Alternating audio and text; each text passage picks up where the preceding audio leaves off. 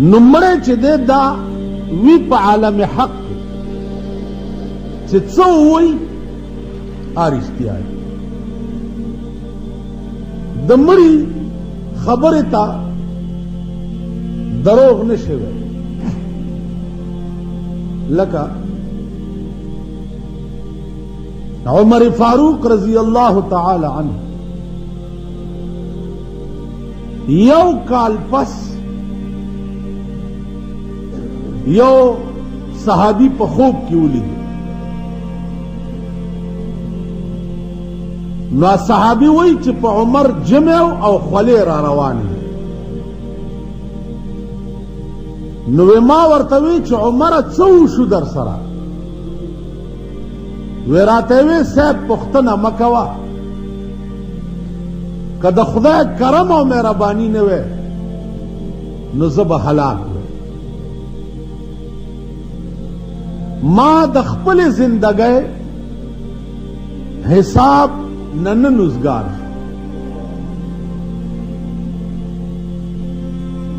نو صحابي چې سار را پاسېد نو ډېرې وجړل چې خدا که عمر غوندې سړي د خپلې زندګۍ حساب په یو کال کې خدای ته ورکو نو چې موږ سره به څه.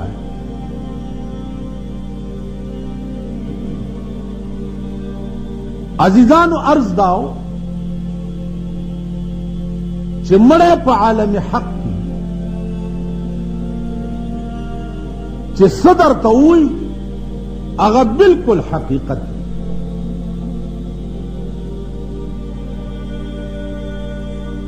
سردار کونین صلی اللہ علیہ وسلم خوب ولید. صحاباو نے تپوس وکړو چې هلکه تاسو بیګا څه خوب لیدلی؟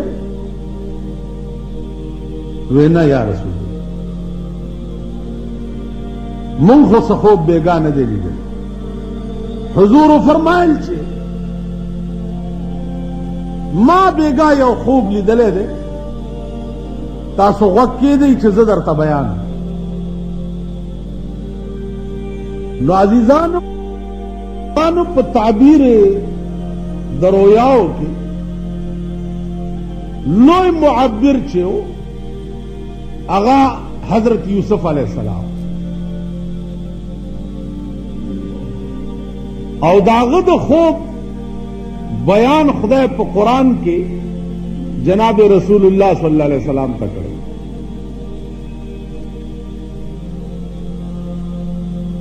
قرآن کریم کې راځي چې یوسف علیہ السلام خوب لیدلی. انی رأیت 11 کوكبا والشمس والقمر رأیتهم لی ساجدین. پلار ته وی چې پلاره ما خوب لیدلی دی چې 11 ستوري او نور او سپوږمۍ ما ته سجده وکړه. نو پلار ورته وی چې بچیا دا خوب چاته ونه وی، اسې نه چې چاته وی څه فریب درته جوړ نه کی، بلکې رونو ته یې مه وایه لا تقصص رؤیاک علی اخوتک فیکیدوا لک کیدا ان الشیطان للانسان عدو مبین. کرونو ته دا خوب بیان که نو هغوی به وایي چې دی اوس داسې خوبونه پلار ته وایي دا ځان نه لوی سړی جوړوي او مونږ د پلار په نظر کې غورځوي، نو څه فریب به درته جوړ کي، ځکه چې شیطان د انسان ډېر لوی دشمن دی. چنانچه رونو پوه شو په دې خوب فریب یې ورته جوړ کو. گویا لویه قصه ده په قرآن کې. اخري دا چې یوسف څه وخت کې د مصر وزیر اعظم شو، نو دا 11 ستوري چې په خوب کې لیدلي دا 11 رونه او نور او سپوږمۍ چې لیدلي دا مور او پلار. نو دی چې مور او پلار او رونه مصر ته ورله، ده ته حکم وشو چې په تخت کېنه چې دوی در مخامخ شي چې سر درته ټیټ کړي چې ستا خوب رښتیا شي. تاسو خیال راغی؟ نو عرض مې دا و چې خوب دا یو مستقل عالم دی، بیا العلم دی. په خوب بیا هر سړی پوهېږي نه. اوس بعضې سړی خوب وګوري نو چې چېرته سپینګیری وګوري وایي دا مشر دی، دا جوړ پې پوهېږي. سپینګیري څه چې په ټول صوبه سرحد کې په 15 ملیان هم نه پوهېږي. اوس پوه شو؟ په ټول صوبه سرحد کې 15 کسان به هم پې نه پوهېږي په تعبیر و رویا باندې. دا ځان له مستقل علم دی، ځان له یو بله دنیا ده. نو تعبیر و رویا چې دی دا ډېر مشکل علم دی، نه پې هر څوک پوهېږي او نه هر چاته ویل پکار. زما عزیزان، ما هغه ورځې خوب لیدلی. ما خوب داو چې ماوی چې رسول الله صلی الله علیه وسلم وفات شوی او بیا هغې په تخته اچولی دي، غسل ورته ورکوي. نو تختې د پاسه چې کومه پرده په مړي اچوي نو هغه پرده لږه اوچته شي. زه سخت ګبراو شم، ډېر سخت ویرېدم. سهار له مې خپله خواري پوره وکړه، هېڅ پته ونه لګېده. بیا دلته یو بزرګ دی، زموږ استاذ دی، هغې ته ورغلم. ما ورته وی چې ما داسې خوب لیدلی.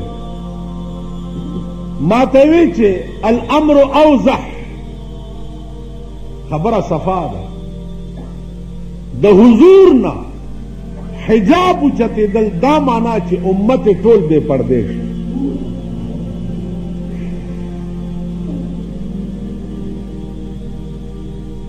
ځکه چې د امت پرده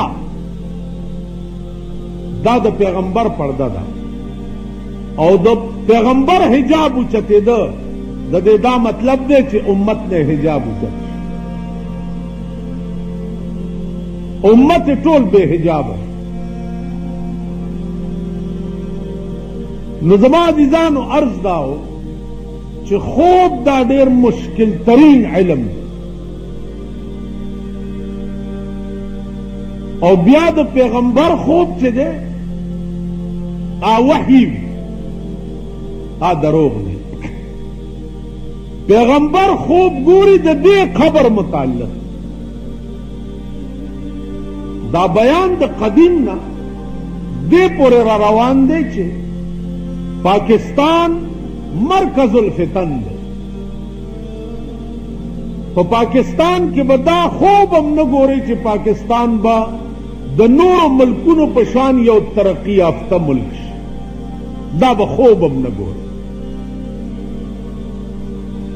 په پاکستان کې به دا خوب هم نه ګوري چې دا مسلمانان به نن نه 40-50 کاله رستو بیا هغه سپینې بورکې ته واپس لاړ شي او هغه حیا او هغه شرم به پکې بیا راشي.